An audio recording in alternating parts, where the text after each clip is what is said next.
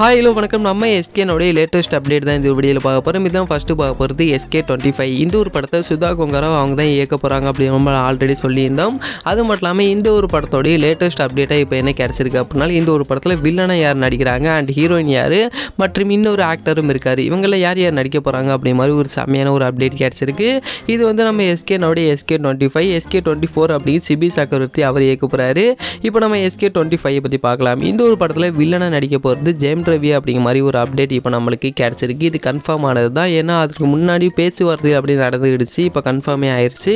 அது மட்டும் இல்லாமல் இந்த ஒரு படத்தை சுதா கொங்கரா இயக்க போகிறாங்க அப்படின்னால புறநானூறு அப்படிங்கிற டைட்டிலே இருக்குமா இல்லைனா மாற்ற போகிறாங்களா அப்படிங்கிறத வெயிட் பண்ணி பார்க்கலாம்.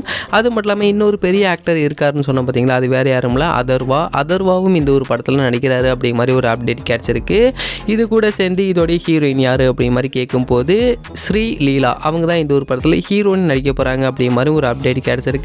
உண்மையாகவே இந்த ஒரு கேஸ்டில் எல்லாமே பார்க்கும்போது வேறு லெவலில் இருக்குது அப்படி தான் சொல்லி ஆகணும். இது மட்டும் இல்லாமல் அமரன் படம் 300 கோடி கிராஸ் பண்ணிருச்சு அப்படி மாதிரி சொல்லிட்டு அஃபிஷியல் அனௌன்ஸ்மெண்ட் எதிர்பார்த்தோம். பட் இது வரைக்கும் எதுவுமே ரிலீஸ் ஆகலை. அதே மாதிரி நேற்று ஒரு இன்டர்வியூ அப்படின்னு கொடுத்துருந்தாங்க. அந்த ஒரு இன்டர்வியூவில் நம்ம எஸ்கேன்னு நிறைய விஷயங்களை பேசியிருந்தார். உண்மையாகவே அதை ஃபுல்லாக பார்த்து முடிக்கும் போது வேறு லெவலில் இருந்துச்சு.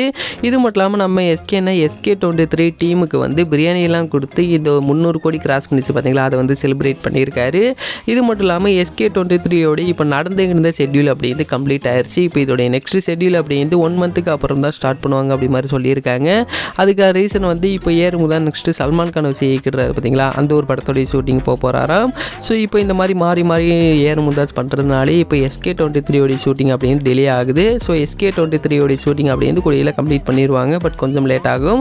அதே மாதிரி ரஜினி முருகன் இந்த ஒரு படத்தை ரிலீஸ் பண்ண போகிறதா ஒரு ஆஃபீஸில் அனௌன்ஸ்மெண்ட் கொடுத்துருக்காங்க.